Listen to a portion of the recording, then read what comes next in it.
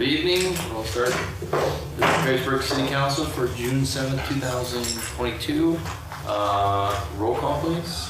Mr. Fuller. Here. Mr. Coleman. Here. Ms. Materney. Here. Mr. McCarthy. Here. Mr. Smith. Here. Mr. Van Duzen. Mr. Weber. Here. Say the Pledge of Allegiance, please stand if you're able and join me. Pledge allegiance to the flag of the United States of America and to the republic for which it stands, one nation, under God, indivisible, with liberty and justice for all.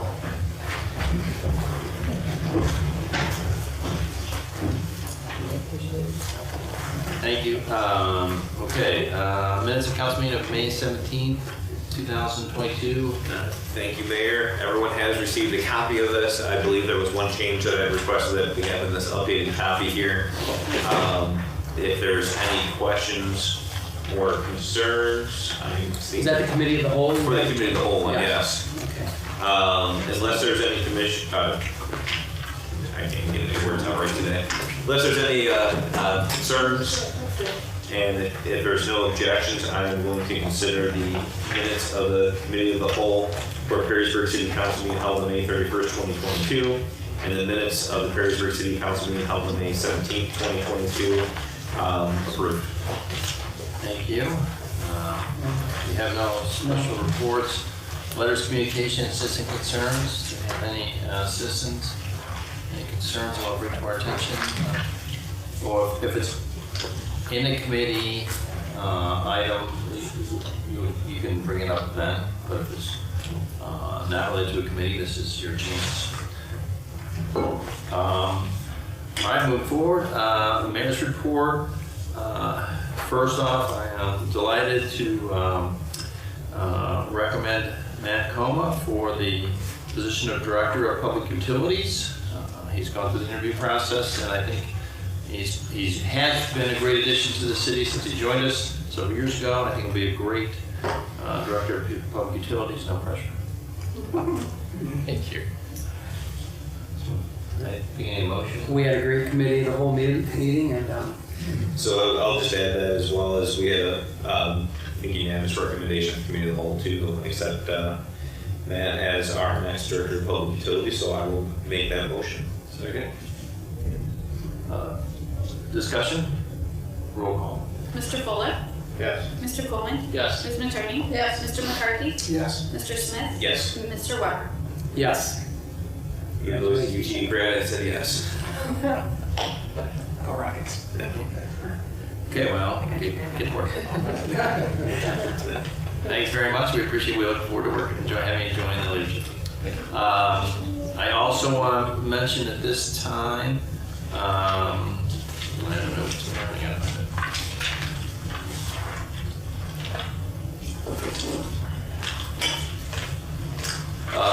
Firefighter Justin Lynch is receiving an award on June 13th from the Exchange Club in recognition of his fine work from last year. So we want to recognize what he's done. We also want to take a moment. Safety Town and rec programs have started, so we're very excited about that. And we think these are great additions to the community, great programs that are certainly well attended and well used. We had sign up online this year, and that worked very well, so we're excited about that. We had the fishing derby last Saturday, and I think it was last working day for Judy Hagan, and we want to recognize her. And I think we'll have more in the future about that, but we want a special recognition for her. And the Convention Visitors Bureau board met this morning, and the great race is coming through town on Tuesday, June 21st, which is why we're moving our next council meeting. And I want to make sure to invite everybody, and also to recognize all the hard work from the CPB board and the new executive director, Christine Best, and Jill's working on it as well. And I just think it's going to be a great event for the community, and I'm very excited about it. So the only issue is going to be weather. So knock on wood. But bring your umbrella even if it rains. It's going to be very fun. End of my report. City Administrator. No report, Your Honor. Finance I Director. have no report. Keep your street going. We're just gonna start calling you Kelly. Law Director is on vacation this week. President of Council. Thank you, Mayor. I do have just a couple of things to note. I know I'm looking forward. I talked with Bridget, and we're working on a way to get both Bridget and Kate up here with us. So hopefully in the next council meeting, we'll have both of them up here back with council now that things are kind of coming out, get a little closer. So the other item I just wanted to make, I received a couple comments today about notifications. This is administration on the agendas. I believe a few people with our new PIO may have actually been omitted on some receiving copies of our agenda. So I'm hoping that the administration can talk with our PIO, make certain that the requests are matching the emails that are going out. I can talk further with you on that afterwards, but I just know that there's a few people that have mentioned that they are no longer receiving. They've reached out to me and I can pass them over, and hopefully don't have to keep doing this. So, I will talk to you open meeting. all right, thank you. So this has been on for a while. I just got the notification today, so I just wanted to bring that to the attention of the administration. I'm sure it's probably an oversight that they can't have from time to time. They are posted on our website, right? Prior to the meeting? They are, but I believe, according to 208.06, if someone has requested to have written notification, they are supposed to have that notification, so. I was just curious. Okay, anything else? I want to invite Bridget and Kate up on the Finance Committee meeting too. On the committee meetings, I hope you're going to be up here with us as well. Will there be cookies? Yes, we'll have some up here. So that is the end of my report. All right, committee reports. On Q, Finance and Economic Development. No report, Your Honor. Our next meeting is Tuesday, June 14th at 5:30 p.m. Thank you. Safety Committee. No report, Your Honor. The next meeting is Tuesday, June 28th at 6 p.m. Recreation. Mark, can you take over for me too? Yeah, no report. No, yeah, he's got it. No report. Our next scheduled meeting is going to be on June 14th at 6:30 p.m. Thank you. Planning and Zoning. No report, Your Honor. We meet on, I think it's July 6th. First Wednesday in July, 5:30 p.m. Thank you very much. But I do have an ordinance. I'd like to introduce ordinance 40-2022. Move that the rules be suspended, allow for its reading by number and title only, and dispense with the second and third readings. Second. Roll call. Mr. Fuller? Yes. Mr. Coleman? Yes. Ms. Matroni? Yes. Mr. McCarthy? Yes. Mr. Smith? Yes. Mr. Weber? Yes. Ordinance 40-2022, accepting the petition of Bishop Leonard Blair for the Diocese of Toledo, parcel number J37100240000000 for the annexation into the city. I would then move that ordinance 40-2022 be passed. Second. Discussion. Roll call. Mr. Coleman? Yes. Ms. Matroni? Yes. Mr. McCarthy? Yes? Mr. Smith? Yes. Mr. Weber? Yes. Mr. Fuller? Yes. And, sorry. Thank you. Personnel Committee. Yeah, I do have a report for tonight. We had a meeting on May 24th, 2022. Meeting was called to order by Mr. Tim McCarthy at 5:13. I was running a little late. I arrived at 5:23. Also present were Kevin Fuller, Bridget Cabot, Kelly Chevon. No citizens' concerns. And if you don't mind, Tim, I'll read the parts that I wasn't even present for, but let me know if you Go right ahead. have any inconsistencies. We talked about permission to purchase vehicle for new occupational safety and health coordinator. Ms. Cabot explained a request to purchase a 2022 Ford Escape through state contract for the new occupational safety and health coordinator. This vehicle will be used to travel to job sites and will get in a replacement rotation once the miles are understood. The committee members requested that the city logo as well as the position be branded on the vehicle. The committee agreed 2-0 to recommend this to City Council. Then they were updated on the hiring for the new Director of Public Utilities. Ms. Cabot stated that they have completed the first round of interviews for hiring the new Director of Public Utilities. They're going to do a second round of interviews with 2 candidates, and then there will be a committee of the whole meeting for all council to ask questions to the proposed candidate. Mr. Coleman added that he is pleased with both the candidates for the position. We then approved prior month's meeting minutes. Then we reviewed pay increases. There was much discussion between committee members, Ms. Cabot and Ms. Chavant, regarding the review of pay increases. Ms. Cabot explained that 2021 was a unique year due to the creation of the pay bands along with collective bargaining negotiations. There was some debate on if any 12-month period means a rotating 12-month period or a calendar year, which is also the fiscal year for the city. Everyone agreed that the code language needs to be clear. Mr. Coolman requested raises be presented retroactively as a legislative item. In other business, the committee members asked for an update on the deputy city administrator position. Ms. Cabot explained that starting next week, they will be working with consultants to see where there are gaps in the organizational chart, if any. She will report about this at the next personnel committee meeting. Mr. Fuller followed up on his suggestion of a wage enforcement coordinator. He explained that the city of Rossford just hired a compliance coordinator, similar to the position he had mentioned. Mr. Fuller added that this role would pay for itself. With no further business, meeting adjourned at 6:16 p.m. I have 2 pieces of legislation tonight. I'll read those separately. So first, I would like to introduce Resolution 50-2022 and move that the rules be suspended to allow for its reading by number and title only, and to dispense with the second and third readings. Second. Roll call? Mr. Fuller? Yes. Mr. Coleman? Yes. Ms. Matroni? Yes. Mr. McCarthy? Yes. Mr. Smith? Yes. Mr. Weber? Yes. Resolution 50, 2022, a resolution authorizing a purchase agreement with Montrose Sport in an amount not to exceed $25,527.31 for the purchase of a 2022 Ford Escape vehicle for the Office of Human Resources and declaring an emergency. Okay, I move that Resolution 50-2022 be passed as an emergency measure. Second. Discussion? Is that a hybrid? No, it's not. I'll just echo what I said at the committee meeting. I don't know that it was in the minutes, but I hope that we are checking with our local dealerships to see if they'll match the state bid, so we can stay local if possible. Any other discussion?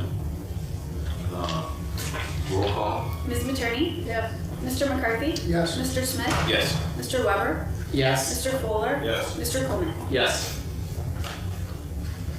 Okay, next resolution I would like to introduce is Resolution 51-2022 and move that the rules be suspended to allow for its reading by number and title only, and to dispense with the second and third readings. Second. Roll call? Mr. Fuller? Yes. Mr. Coleman? Yes. Ms. Matroni? Yes. Mr. McCarthy? Yes. Mr. Smith? Yes. Mr. Weber? Yes. Resolution 51, 2022, a resolution authorizing cost of living increases and merit increases for the city of Perrysburg's non-bargaining union employees and declaring an emergency. I move that Resolution 51-2022 be passed as an emergency measure. Second. Discussion? So, kind of trying to figure out what happened on this one. I tried to watch back on, actually, this morning I finished watching the Personnel Committee. I know from the way that I looked through the code after watching the video, it says in any 12-month period. I know that this is retroactively being put through, but I'm curious to see, was there an opinion that was given as to saying that this was that the administration has a thought that this is a calendar year, or is it I guess, what was the way I read through the code says in any 12-month period, and looking through when the last raises came through, which happened after we did the pay band changes back in November, we're definitely well within that 12-month period. I'm just curious to see where this Well, I think change your thoughts.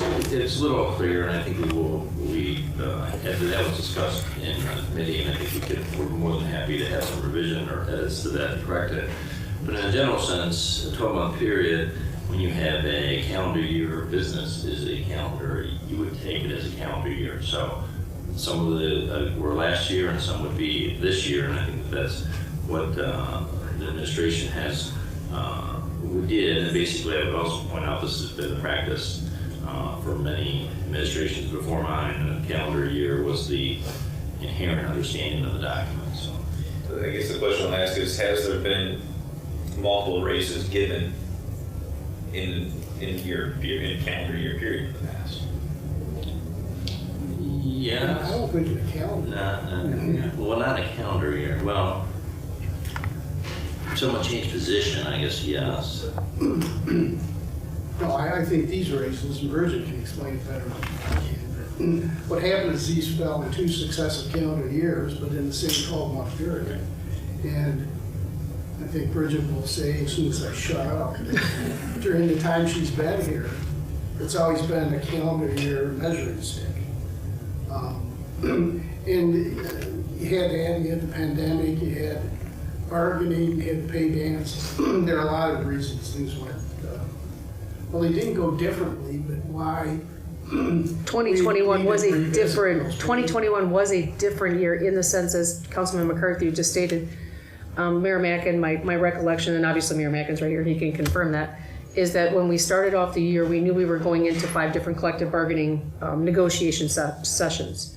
And he accorded non-bargaining unit members an initial increase, and then waiting upon the collective ending of those collective bargaining agreements to then make adjustments accordingly. While that was going on, we then had the pay band study come back, much discussion with council personnel committee, and once the mayor saw that there was 2 people in particular, 2 non-bargaining unit positions that were greatly out of alignment with what the study indicated would be an average actual salary, the mayor accorded additional compensation up to that 7% for those 2 people. Then council passed the pay band document, adopted it. That then caused a couple different things to happen. There were several people that were not at I think there's 2 people that were not at the minimum salary range for that pay band. They received increases based on the adoption of the plan. And then I believe either at that same time or soon after that, the mayor, then we finally wrapped up with fire. You may recall fire went to arbitration, took a little while to get those contracts signed. So the mayor then accorded across the board increases for many other non-bargaining unit individuals. Then we came back to city council during the budget process and requested for 2 additional increases through the budget process for 2 individuals who were still out of alignment, but the mayor had already capped his 7% allocation that the code allows. And then the council adopted that increase for those 2 people during the budget process. In fact, I think there was a formal motion that was made either the last meeting of December or the first meeting of January, I can't remember. So we looked at that as a calendar year activity. Same in 2022 as the same going back to when I got here in July of 2012. Mayor Evans at that time had given out annual cost of living increases / merit increases. I don't remember exactly how Mayor Evans looked at that, but those were done prior to my arrival. And since then, everything has been looked at as a calendar year. Ms. Chalfant, if she were still here, she has obviously a longer history than I do. Everything has always been looked at on a calendar year. And I do believe the current law director has written me an opinion that I can certainly forward to city council, if you would like, regarding that. I enjoy seeing that. What is her opinion state on there? Her opinion is that it is, I would say up to the discretion of, but that based on past practice of you looking at the fiscal year as the year in which raises have been accorded to non-bargaining unit members, that was the 12-month period that was selected. So, sorry if I can interrupt. So our law director issued an opinion on this particular raise? In looking at the code section in and of itself. So now I have a problem with the fact that our law director is issuing an opinion when she's one of the people getting a 5% increase. I'll pass it on to the law director, but I'm not the law director. I'm reading the code here, and I'm just going to read it So out. that was her opinion based on reading the code, and based on the past practice that the city has had and demonstrated to her. And we have a document that we are going to present to the Personnel Committee going back to, I think, 2014 or 2013, logging in the increases that were given to the personnel that were non-bargaining that are still here. And you'll see it kind of checkerboard because we have a lot of new individuals that have only been with the city, I'd say, the last 3 years. Well, I'm looking at section 266.11-1, and subsection B, the pertinent part I'm referring to is the mayor may only adjust the rate of pay by more than 7% in any 12-month period with the concurrence of the majority of council. And we have several raises that are going to be more than that 7% within a 12-month period. And the fact that we're aware of this code and we voted on that at the end of last year, it's frustrating because you're giving all the reasons why these raises should occur, and I don't disagree with you. I disagree with the manner in which it was done. There's a reason we have council as a check and balance. 12 years. When does 12 months start? Any 12, I can read. I can give this to a fifth grader, and the interpretation is going to be any 12-month period. So what is? I don't need a law degree to read that. So when does the 12 months start? Does it start? I would say you could read this to be once a mayor gives an increase, he's not allowed to give another increase that would add up to over 7% within 12 months of that initial. Or you could that's read it as the a calendar year, or you could No, read you it. cannot read it. It would say if it was meant to be calendar year. Let me finish. You and I both know it would say calendar year, Tom. There are various interpretations of and I have said to the administration, well, let's fix it.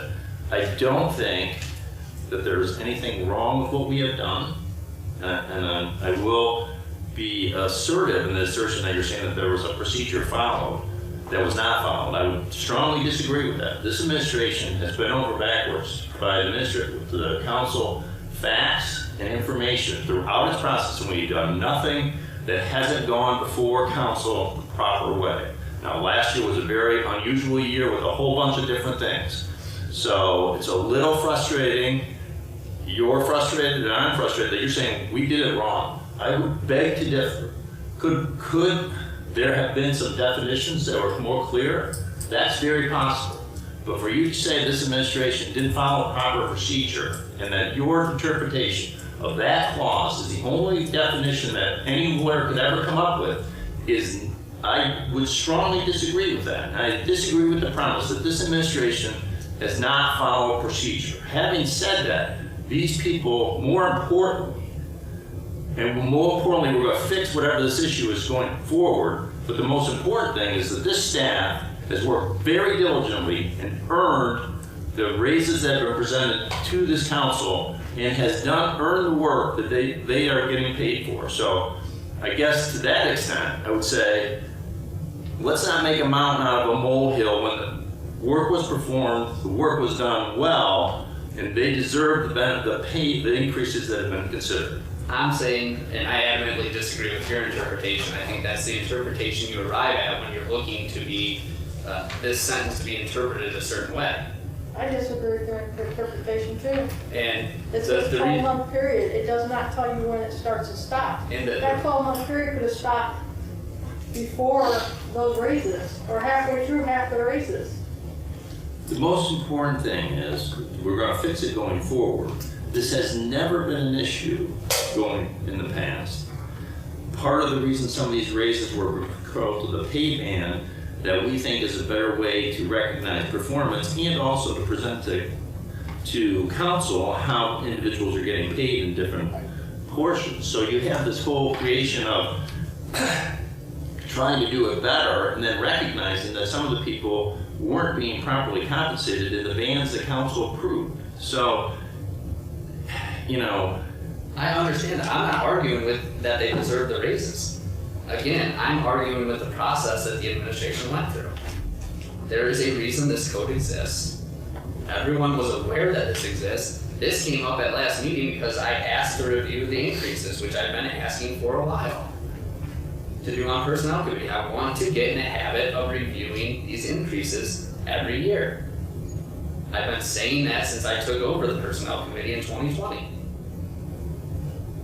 And then at my last meeting, it was presented and there is a conflict between the code and what was done. In my opinion, it's pretty clear that that's what happened. I don't have any huge quarrel with the procedure that was followed, given the past practice and the history,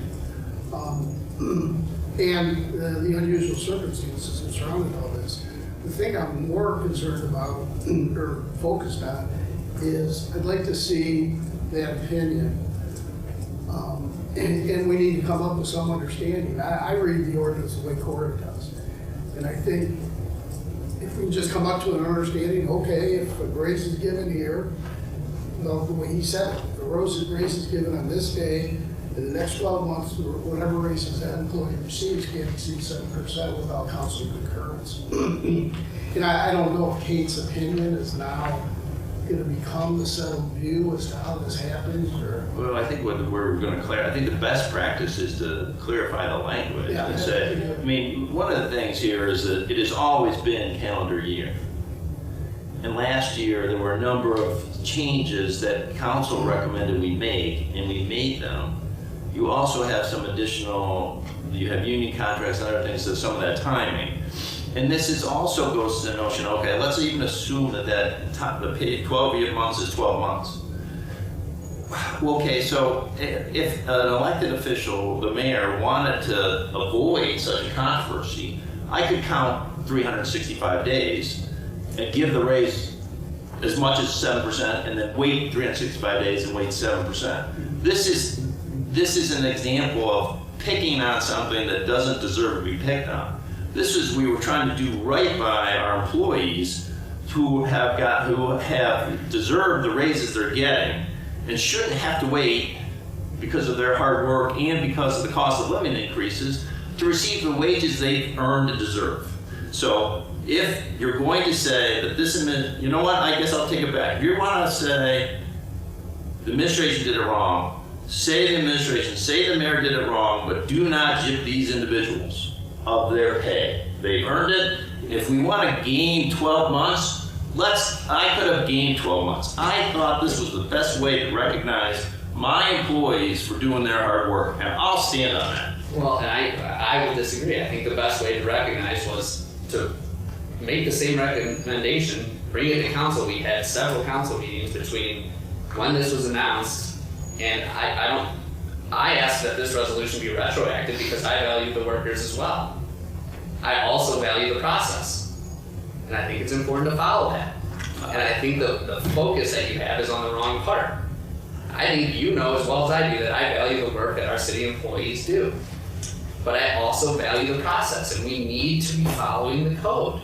There's a reason why the mayor can do things except for approval with city council.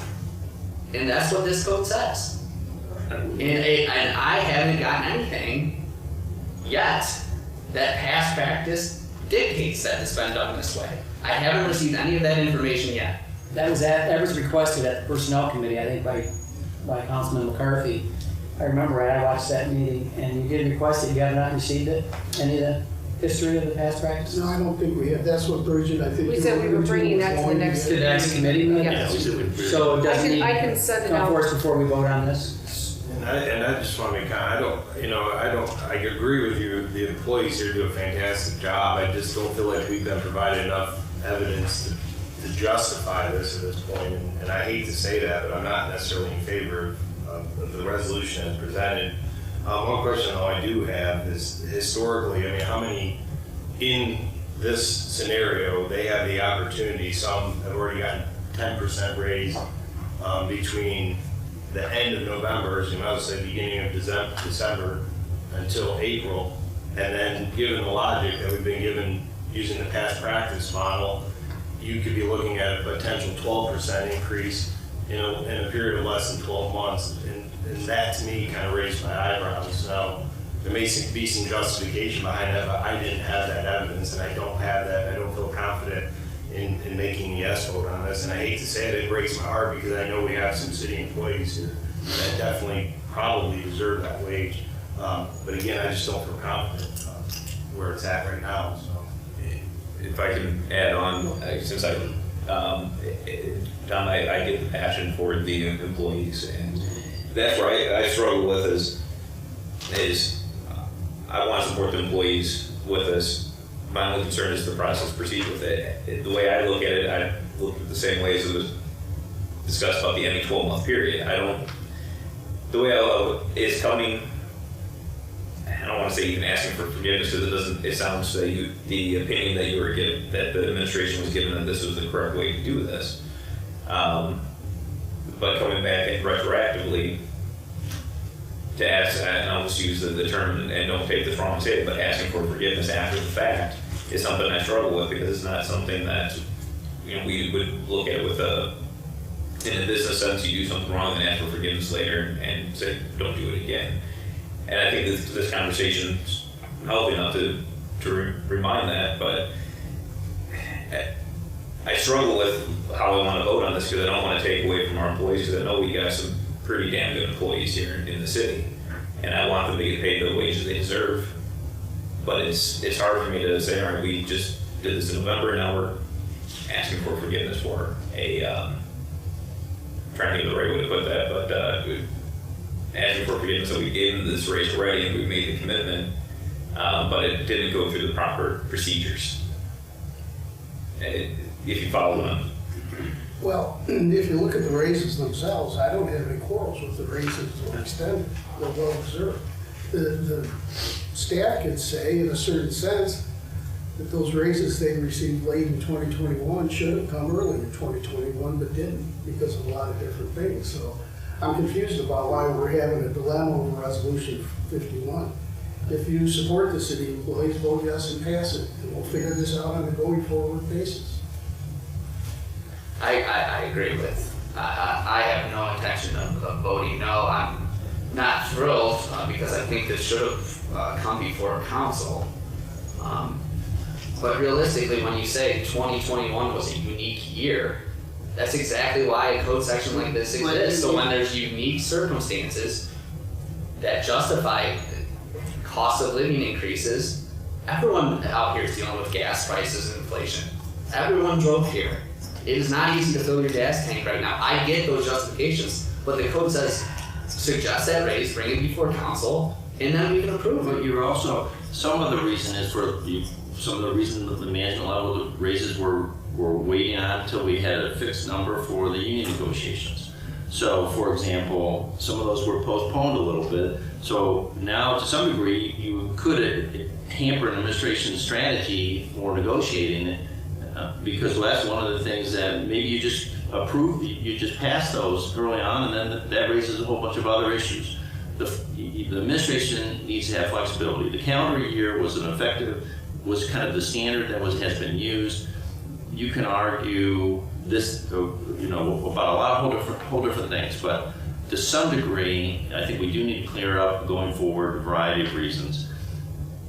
But this is an example of last year wasn't a unique year, and there were a lot of factors coming into play. Some of them because of what council was asking the administration to do, and because council had never asked for certain things before, and we provided it to them, and now we're being told, hey, we wanted this, you gave it to us, we approved these things consistent with what you want. Now we want to go back and to some degree punish the employees for the delay.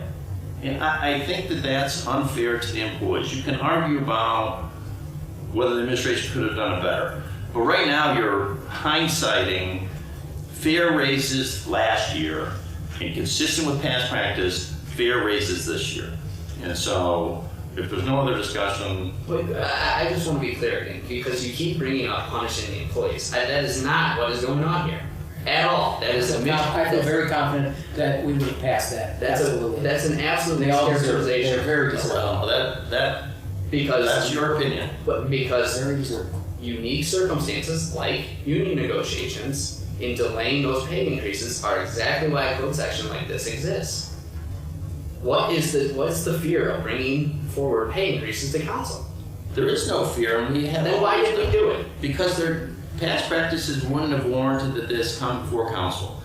And that, we will, if something qualified, we will bring it before council. This administration, you're inferring that we're hiding something, and this administration has not done that. This administration has brought whatever council has wanted, provided the information to it in a timely manner and in complete detail. It has also provided a bunch of other different steps to provide additional information, because when I was on council, I was always asking for more information. So we've gone bent over backward to provide information to this council, and to infer that this administration is not bringing something that should be brought to council is again and not supported by the facts. But I disagree with you again. I asked for this information. All right, well, Recall the question? roll call. I do have a legitimate question here real quick, if you don't mind. With passing this, if this passes here tonight, this is only approving the raises that were put forward and not giving any authorization for any other additional. Am I correct in that? Current, right. So it's what has been presented to us on this. I just want to make sure that that is clarified. So. Yeah, that's very fair. Roll call. Mr. McCarthy? Yes. Mr. Smith? Yes. Mr. Weber? Yes. Mr. Fuller? No. Mr. Coleman? Yes. Ms. Matroni? Yes. That's the end of my report. The next meeting will be, let's see, Tuesday, June 28th at 5 p.m. Thank you. This is both public utilities. Thank you, Your Honor. Public Utilities meeting on May 25th, 2022. I called the meeting to order at 6:31 p.m. Members present, myself, Jan Attorney Jonathan Smith, Kate Sandrello, Law Director, and Alice Gotze, Director of Public Utilities. There were no citizens' concerns. The approval of prior month's minutes, there were no objections. There was a sewer credits tabulation. Ms. Gotze stated that 745 sump pump float was stuck, causing it to run for an extended time. She presented an adjustment for 3 months, a total of $449.79. The sewer credit at 332 East 2nd Street, Ms. Gotze explained that the resident had 2 leaks in the crawl space, both of which were repaired by a plumber. The committee was presented with a description of the repair from the plumber's invoice. There was no dye test required. I made a motion to approve the sewer billing credit for 332 East 2nd Street in the amount of $1,369.33. There were no objections. Permission to purchase a 3/4 ton truck. Ms. Sandrello explained a request to purchase a new truck for the Division of Public Utilities, which would be used a newly created position of Field Operations Superintendent. Vehicle will be a GMC Sierra truck and will cost $43,721.50, which is under the budgeted amount for 2022. This will be purchased locally from Perrysburg Auto Mall on Dixie Highway in Perrysburg. I'd asked for a schedule to be put together for purchasing vehicles in rotation. Being no objections, the committee approved this. Ms. Sandrello, in regards to amendment to codified ordinance 1060.06, B, Rule number 25, Ms. Sandrello explained the request to pull this rule that they previously talked about amending. She added that one of the changes will be that landlords will now have to sign a document for each lessee. Mr. Smith was concerned about citizens having to come in person to apply for utility accounts and that the hours are not ideal for everyone. Ms. Sandrello explained the city has changed their policies and protocols so that no one has to show up in person any longer and that everything can be completed virtually. There was discussion on stormwater. I asked if the city could start a rain barrel initiative program or grant program in that regard. Ms. Gotze suggested that the public information officer could start sharing more information on that. I stated that rain barrels would be great to eliminate surface water and residents could use the water to water their gardens. I also asked about the Grassy Creek Master Plan, and Mr. Smith explained there was negotiation with the Ohio EPA. Ms. Gotze followed up by stating that they're working with the Ohio EPA to find alternatives that are feasible and within budget for Grassy Creek Master Plan. I was excited to get something going, and I ideally would like to see that built in the budget. Under other business, Mr. Smith brought up an issue with west-south boundary and State Route 25, where Mr. Freeze patrons are seeing the quote, no left turn, unquote, signs and using Westbrook to turn around. He stated that many people on that street are putting cones in the driveway or are parking in the apron so that they cannot turn around in the driveways. He suggested that having a sign on 25 telling patrons to cross over west-south boundary and use Mr. Freeze entrance on 25. Ms. Sandretta will talk to the appropriate people and see that what they can do. Ms. Materni asked about ditch cleaning schedule and hopes to see one at the next meeting. Ms. Godsey stated that she is aware of some of the county-owned ditches within the city limits.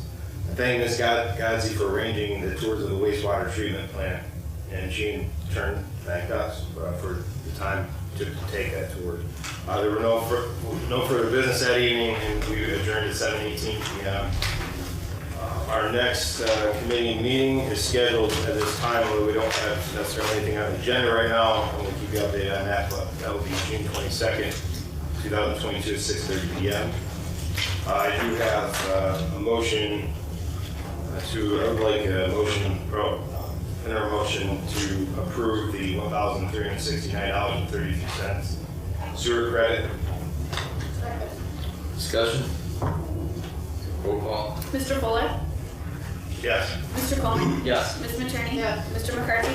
Yes. Mr. Smith? Yes. Mr. Weber? Yes. I'm sorry, good. You have a resolution. Yes, I do. Thank you. I would like to introduce Resolution 52-2022 and move that the rules be suspended to allow for its reading by number, title only, and dispense with the second and third reading. Second?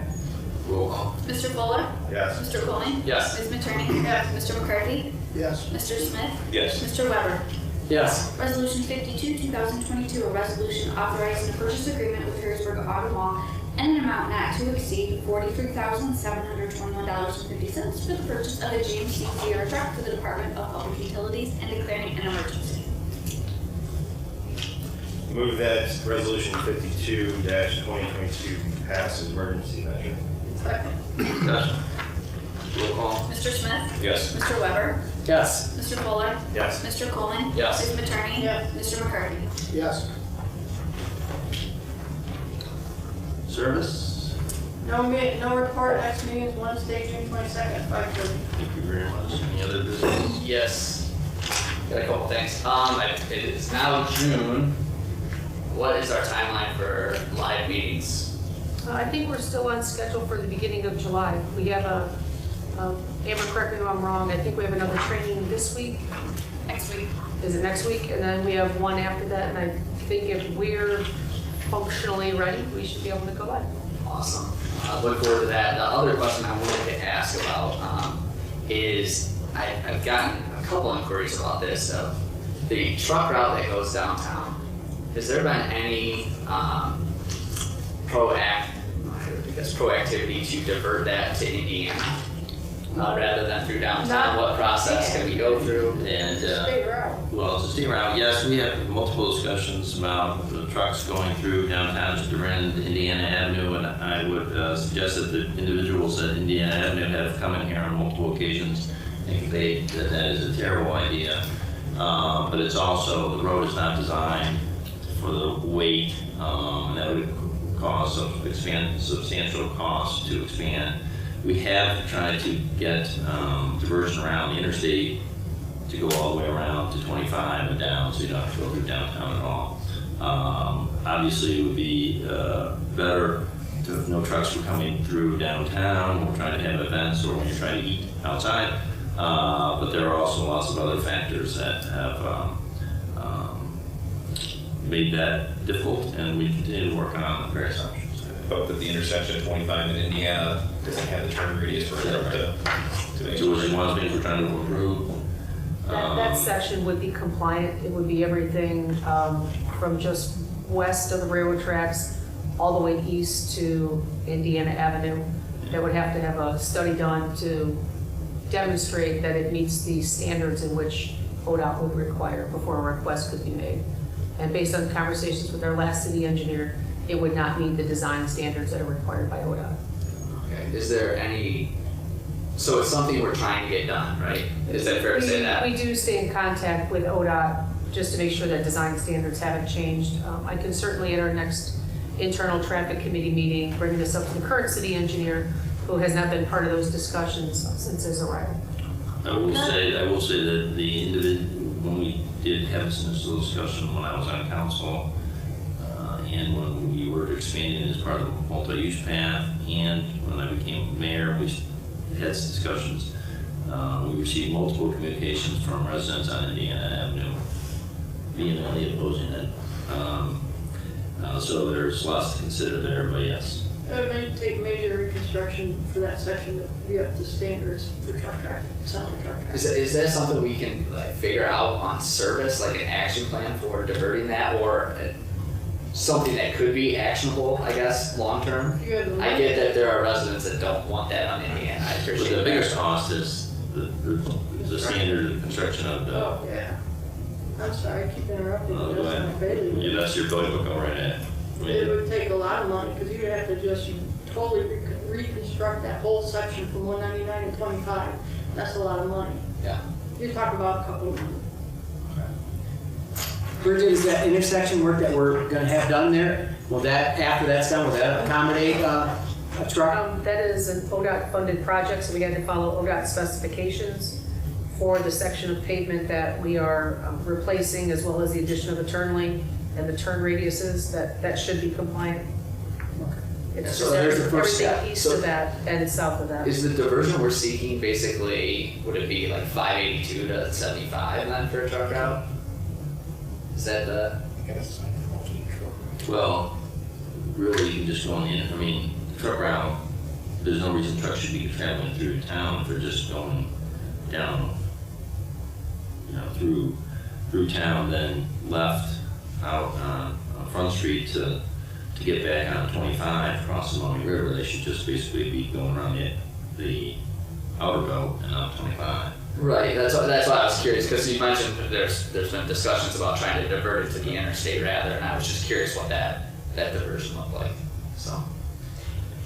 Can I ask, so the truck traffic, is it coming, when it's coming in from the east, is it coming down 795 and then turning right onto Louisiana and then get on Front Street? Is that where that traffic's coming Not from? necessarily, depends on what route you're talking about, because there's multiple routes that all converge at Indiana Avenue. Right. You have 199, you have US 20, you have 795, you might have a 23 in there somewhere, or a 25.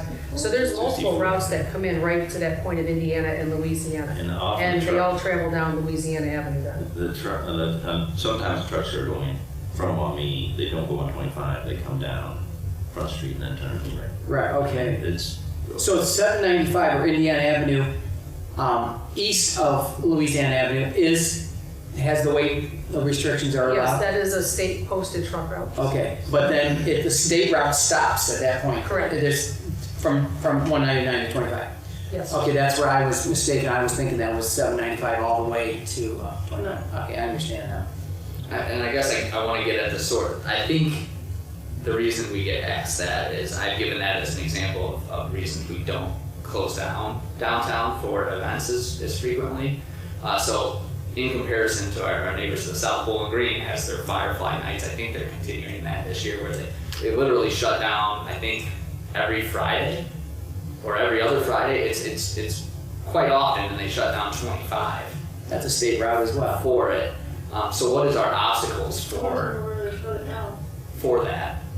Is that I don't know if that section is a posted truck route or not okay? for ODOT. So what are our obstacles when we have to shut down downtown for, say, Harrison Rally Days or a parade or anything like I that? think it's the fact that it is the state's posted truck route. That is where the trucks are supposed to travel down. Because the load limits on the roadways contiguous to that cannot bear the weight without damaging the road. So that is the posted truck route. And you can petition ODOT to move a truck route to another alternate location, but you have to demonstrate that it meets the design standards to carry that weight and the volume of traffic. Okay, I get that, but when we do close down downtown, because we do have several times where we do that, is there an extra obstacle because it's a truck route? Not necessarily extra. We have to do some communication and some signage to let folks know where they can travel, which sometimes takes them through a neighborhood, which then becomes inconvenient to that neighborhood. But we try to accommodate the best we can, some downtown events. But we are looking to move more of those events onto West 3rd Street to the ability that we can, and the event can accommodate that, to make that more the center of town for those types of events. Okay, I just wanted to understand because I know there's people interested in things like that, more prevalent downtown. Sure, people just like walking on the main street. I don't know what it They is. do. People love They it. do. And it has been brought up to me several times, so I just wanted to ask the question about the To truck my route. knowledge, since I've been here, we may have only, I wouldn't say turned away, but we may have requested an event holder to consider either 2nd or 3rd Street, but that's only been a couple times since I've been here. We haven't really turned anybody away. We worked with folks to try and maybe shift some of their programming onto a side street to maybe not keep that downtown area closed as long, but I don't recall really Right, a lot of just times, wholesale like, saying no. downtown Perrysburg, they put them on side streets or 2nd Street or do that. We are gonna close it for the race Great race. for a couple hours. But for the most part, people they don't wanna, they've been accommodating, as far as I know, they wanna have the event, but they're not necessarily been opposed to putting it on 2nd Street or 3rd Street or someplace else, which has been just as effective in some ways. It worked out better. Okay, I just want to understand the logistics of it because I know that's something that BG's doing. People have noticed and asked naturally if Perrysburg has plans to do stuff like that or what we can do on that downtown area. So I just wanted to better understand that. So thank you. And I have nothing else to ask. Motion to adjourn. So moved. All in favor? Aye. Any opposed? We're adjourned.